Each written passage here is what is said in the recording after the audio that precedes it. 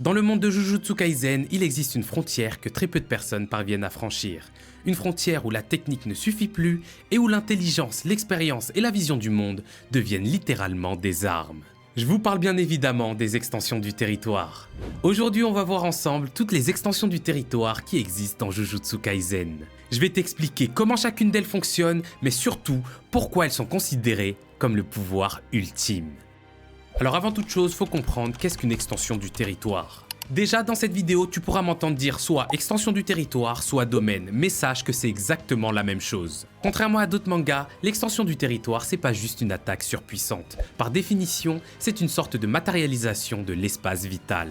En gros, on peut voir ça comme la projection du monde intérieur d'un sorcier. Dans Jujutsu Kaisen, chaque exorciste mais aussi chaque fléau naît avec un paysage mental unique qui est façonné par sa personnalité, ses croyances, mais surtout sa technique occulte. Lorsqu'un domaine est activé, ce paysage s'étend hors du cerveau à l'aide de l'énergie occulte, puis il est délimité par une barrière. Et à l'intérieur de cette barrière, la technique de l'utilisateur devient littéralement la réalité elle-même. Et ça les gars, je suis désolé, mais c'est juste incroyable. Maintenant qu'on sait c'est quoi exactement une extension du territoire, on va pouvoir passer aux règles. Toutes les extensions de territoire obéissent à 3 règles fondamentales. D'abord, à l'intérieur d'un territoire, les sorts atteignent toujours leur cible. C'est ce qu'on appelle l'effet imparable du territoire.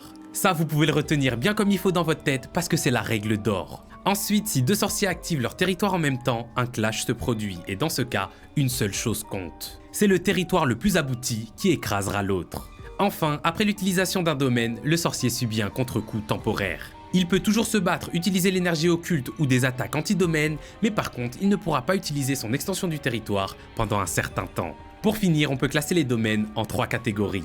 Les domaines létaux conçus pour tuer, les domaines non létaux qui imposent des règles plutôt que des dégâts directs, et enfin, les domaines sans barrière qui sont extrêmement rares et qui sont les plus terrifiants de tout le manga.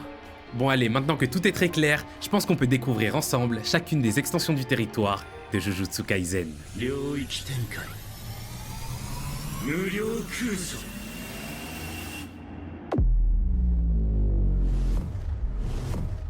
On commence très fort avec l'extension du territoire du plus grand exorciste de l'histoire, j'ai nommé Satoru Gojo et sa sphère de l'espace infini. Cette technique, elle transporte les cibles de Gojo dans un espace infini, mais ce domaine, il attaque pas le corps. Il attaque directement l'esprit. Dans ce territoire, l'effet imparable, c'est que ses victimes sont forcées d'absorber une quantité infinie d'informations. Ils ont l'impression de tout voir et tout sentir en même temps, du coup le simple fait de vivre, respirer ou même de penser devient insoutenable. Noyés sous un flot ininterrompu d'informations, les individus présents dans le territoire se retrouvent alors paralysés, mais il n'y a ni douleur ni blessure visible. Et les seules personnes qui sont épargnées, c'est Gojo ou ceux qui sont en contact avec lui. Je pense qu'on peut clairement dire que ce domaine, il est à l'image de Gojo finalement, c'est-à-dire aussi élégant que terrifiant. Ensuite, on a le cercueil volcanique qui est l'extension du territoire de Jogo. C'est le tout premier vrai territoire que l'on découvre dans JJK et ils l'ont fait exprès car en vrai, il est plutôt simple. Lorsque Jogo l'active, il transforme l'espace en un volcan fermé. Le sol crache du magma et l'air devient brûlant, à tel point que la chaleur seule suffit à tuer un exorciste moyen. Ici, Jogo il a un contrôle total sur chaque roche et chaque éruption. L'effet imparable du territoire permet de faire apparaître au choix de gros rochers de feu, du magma ou encore des explosions instantanément à l'emplacement de l'ennemi, donc c'est impossible à esquiver. On peut donc dire que ce territoire il est brutal et direct, mais en vrai, est-ce que ça nous choque de la part de Jogo? Franchement, non. On enchaîne avec un territoire que l'on vient de découvrir dans la saison 3 de JJK, la peine capitale de Hiromi Iguruma. Le domaine d'Iguruma, il n'est pas vraiment fait pour tuer directement. Oh non, ça aurait été beaucoup trop simple. Lui, il juge. Quand Hiromi active son domaine, le combat s'arrête net. Les 2 adversaires sont projetés dans une salle d'audience face à face et ils sont en présence d'un juge appelé le Judgeman. L'effet imparable de ce territoire, c'est que ici, aucune violence n'est autorisée. Peu importe ta puissance, ta vitesse ou encore ton niveau, si tu attaques, tu es instantanément renvoyé à ta place. Le principe est extrêmement simple. Judgeman accuse automatiquement l'adversaire d'un crime et l'accusé n'a alors que 3 choix. Se taire, avouer ou alors nier, quitte à mentir. Mais par contre, attention, le Judgeman, il connaît tout le passé de l'accusé. Hiromi, lui, de son côté, il n'a pas accès à la vérité. Il reçoit seulement une preuve partielle. Chacun des adversaires ne peut parler qu'une seule fois pour éviter les débats infinis et une fois que les arguments sont donnés, Judgeman rend son verdict. Si l'accusé est reconnu innocent, il ne perd absolument rien et le territoire se dissipe, mais par contre s'il est reconnu coupable, 2 sentences sont possibles.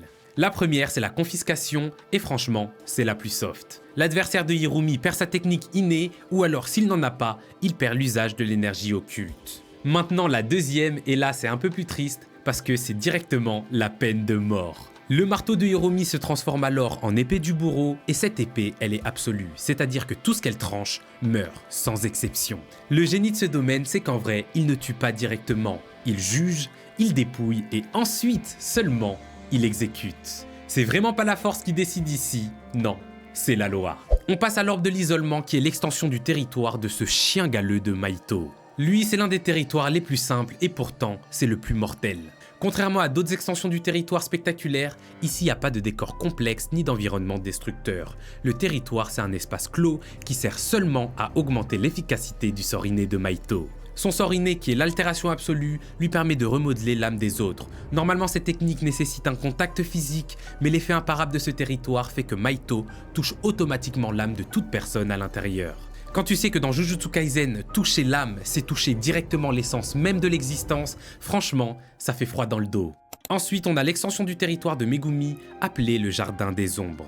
Contrairement à la majorité des domaines, celui de Megumi, il est incomplet. Et c'est justement ça qui le rend aussi fascinant. Comme je te l'ai expliqué précédemment, normalement une extension du territoire crée une barrière qui est fermée. Mais comme celle de Megumi est incomplète, il utilise l'environnement existant à la place. C'est-à-dire qu'il attend d'être dans un espace clos pour pouvoir utiliser le sol et les murs en y projetant ses ombres. Dans ce territoire, Megumi peut invoquer des Shinigami sans limite, il peut faire surgir des ombres de n'importe où, il peut se déplacer à travers elles et même créer des doubles de lui-même.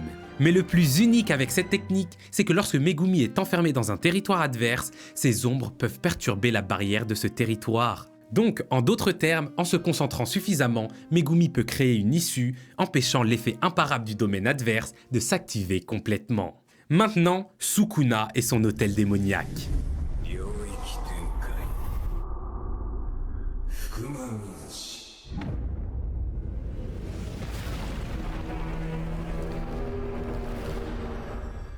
C'est l'un des territoires les plus terrifiants de Jujutsu Kaisen et c'est pas parce qu'il enferme ses victimes, mais précisément parce que c'est l'un des 2 seuls qui ne les enferme pas. Contrairement aux autres extensions du territoire, Sukuna n'utilise aucune barrière. Son domaine se déploie librement sur un rayon pouvant atteindre jusqu'à 200 mètres, transformant du coup toute la zone en un hôtel meurtrier pour massacrer ses adversaires. L'effet imparable, il est simple et absolu. Tout ce qui se trouve dans la zone est tranché en continu et sans interruption, car Sukuna, il utilise automatiquement ses 2 sorts innés. Tous les objets sans énergie occulte sont touchés par le sort de dissection, et tous les objets dotés d'énergie occulte sont touchés par le sort de lacération. Avec bien évidemment, parce que sinon c'est pas drôle, une puissance qui s'adapte à leur résistance. Résultat des courses, peu importe la défense, tout est découpé jusqu'à l'anéantissement total. Ensuite, on a l'extension du territoire de la vieille dame de la variole. C'est un fléau de classe S contrôlé par Kenjaku, mais il a sa propre extension du territoire. On connaît pas le nom de son domaine, mais par contre, on le voit contre Mei Mei, et il est simple comme bonjour. Son adversaire est enfermé dans un cercueil qui est enterré sous terre, et là, il a 3 secondes pour en sortir. Sinon, il attrape la variole, et c'est directement game over. On passe maintenant à l'extension du territoire de Yuta Okotsu, qui s'appelle Amour universel sans équivoque. Et oui, là j'avoue, ils ont un peu abusé du blaze. Visuellement, le territoire, c'est un espace rempli de pierres tombales et de katanas plantés dans le sol. Ce qui délimite la barrière, ce sont des nœuds traditionnels japonais utilisés pour les cadeaux de mariage, et c'est là pour symboliser le lien profond entre Yuta et Rika. Dans ce territoire, Yuta il peut stocker tous les sorts qu'il a copiés durant toute sa vie. Chacun est inscrit dans un des katanas posés au sol, et il n'y a que 3 règles. D'abord, Yuta ne sait pas quel sort se situe dans quel katana. C'est seulement après avoir touché le katana qu'il peut savoir quel sort y est stocké. Ça, c'est vrai que c'est un peu relou. Ensuite, il faut savoir que chaque katana disparaît après l'utilisation, donc Yuta ne peut pas l'utiliser à l'infini. Enfin, et ça par contre c'est surcheaté, une fois activé, il peut affilier n'importe quel sort à l'effet imparable de son territoire. Donc concrètement, ça signifie que tous les sorts que Yuta utilise deviennent imparables à l'intérieur de son territoire si il le souhaite. Ça, c'est juste dingue. On continue avec tous les autres domaines, mais juste avant, si tu kiffes la vidéo, n'hésite vraiment pas à lâcher ton petit like, c'est gratuit et franchement, ça fait toujours plaisir. Mais surtout, si tu kiffes les animés et les mangas, abonne-toi à la chaîne pour ne pas rater les prochains bangers. On va reprendre les vidéos sérieusement et franchement, on va envoyer que du lourd. On passe à Dagon et son extension du territoire, appelée l'horizon de l'immensité. Ce territoire, il est extrêmement simple. Il transforme la zone en plage paradisiaque, mais elle est peuplée de créatures invisibles. L'effet imparable, on peut dire qu'il est un peu funky parce que ces créatures, en réalité, elles n'existent pas avant de mordre leur ennemi. Du coup, quand l'ennemi se rend compte de leur présence, c'est déjà trop tard. On enchaîne avec l'extension du territoire qui est sûrement la plus complexe de tout le manga. Et c'est même possible que vous regardiez cette vidéo pour elle seulement. Elle vient de faire son apparition dans la saison 3 de l'anime, vous l'aurez reconnu, je parle du joueur meurtrier de Kinji Akari. Ce domaine est unique car il fonctionne comme un véritable pachinko japonais, c'est-à-dire comme une sorte de casino, mais là, en plus, c'est inspiré d'un manga de romance fictif appelé Le Train de l'amour. L'effet imparable de ce domaine, c'est que dès son activation, les règles du jeu s'infiltrent automatiquement dans le cerveau de l'adversaire. C'est inoffensif, mais par contre c'est impossible à éviter et surtout ultra rapide. Après ça, le combat devient alors un jeu de hasard qui est imposé. Les règles du jeu sont simples. Non, je rigole, en vrai c'est très dur, donc concentre-toi. Il faut aligner 3 symboles identiques parmi les personnages du Train de l'amour pour décrocher le jackpot.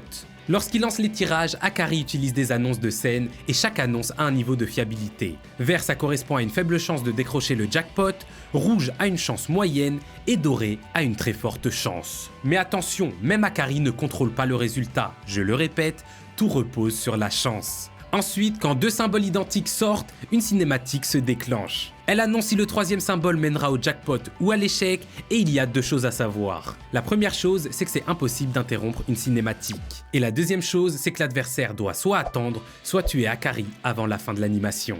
Il existe 4 cinématiques plus ou moins favorables selon les annonces utilisées, mais tout ça c'est bien beau, mais ça nous avance pas. En vrai, à quoi ça sert tout ça ? La vérité, c'est que le seul but d'Akari, c'est de décrocher le jackpot, car s'il y arrive, son adversaire, il est littéralement foutu.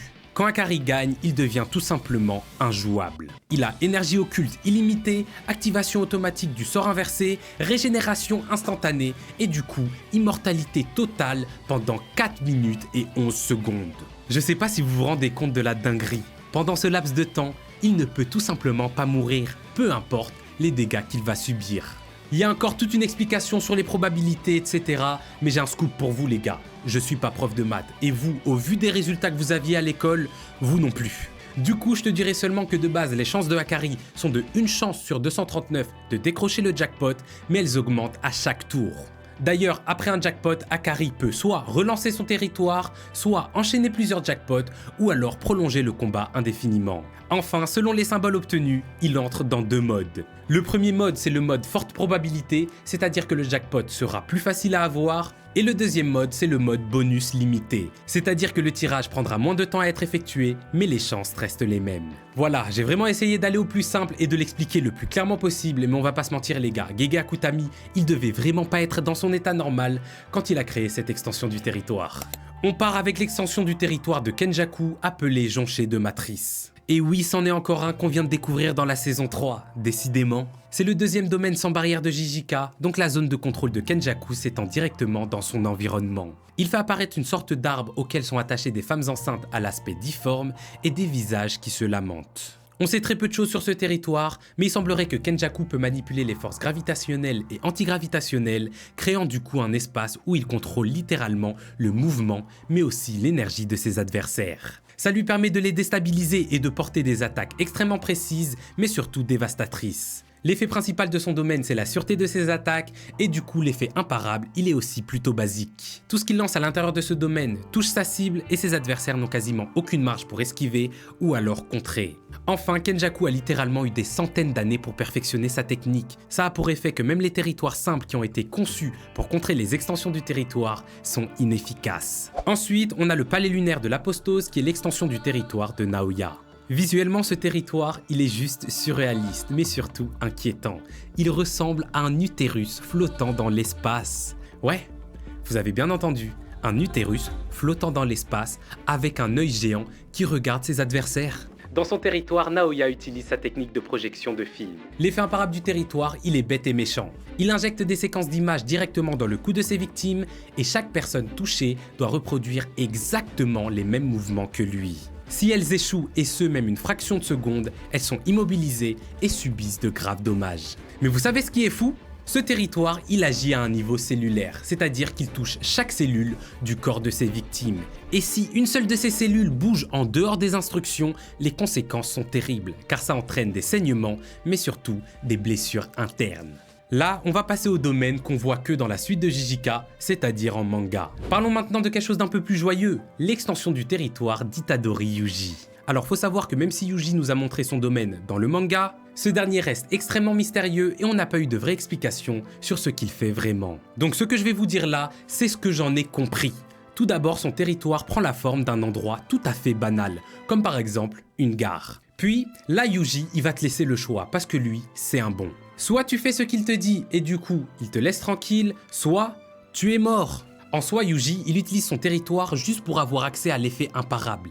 Ici, tu peux pas esquiver ses sorts, c'est tout. Le bug, il a pris la définition au pied de la lettre. Du coup, ça lui permet ensuite d'utiliser son sort inné, qui est la découpe d'âme, et là, il est sûr d'atteindre sa cible. Enfin, il y a le triple tourment, qui est l'extension du territoire de Yorozu. Visuellement, le domaine, il se manifeste comme un espace étrange, rempli de structures suspendues, mais franchement, il est plutôt facile à comprendre.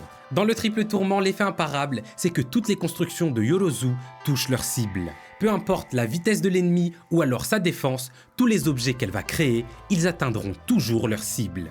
Que ce soit des lames, des projectiles ou alors des structures. C'est ça qui rend ce territoire extrêmement dangereux, surtout combiné à ses armes les plus puissantes, comme par exemple la sphère parfaite, qui est censée, je vous le rappelle, pouvoir annihiler n'importe quoi. Voilà, on vient de faire le tour de toutes les extensions du territoire qui existent dans Jujutsu Kaisen, et comme vous avez pu le voir, les extensions de territoire sont bien plus que des attaques, elles sont la manifestation de l'âme de leur utilisateur. Pour certaines, Gege Akutami, il a clairement laissé libre cours à son imagination. Chaque personnage a un pouvoir qui colle parfaitement avec sa personnalité et ses techniques, et en vrai, c'est ça qui fait que chaque domaine est unique. Finalement, dans JJK, gagner un combat de domaine, c'est imposer sa vision du monde à son adversaire, et parfois même les gars, c'est décider qui a le droit d'exister ou non. Je sais pas ce que vous en avez pensé, si vous avez kiffé la vidéo, n'hésitez pas à liker et à vous abonner à la chaîne. Dites-moi tout en commentaire, comme d'hab, moi je vous lis et je vous réponds, mais jusqu'alors, je suis out.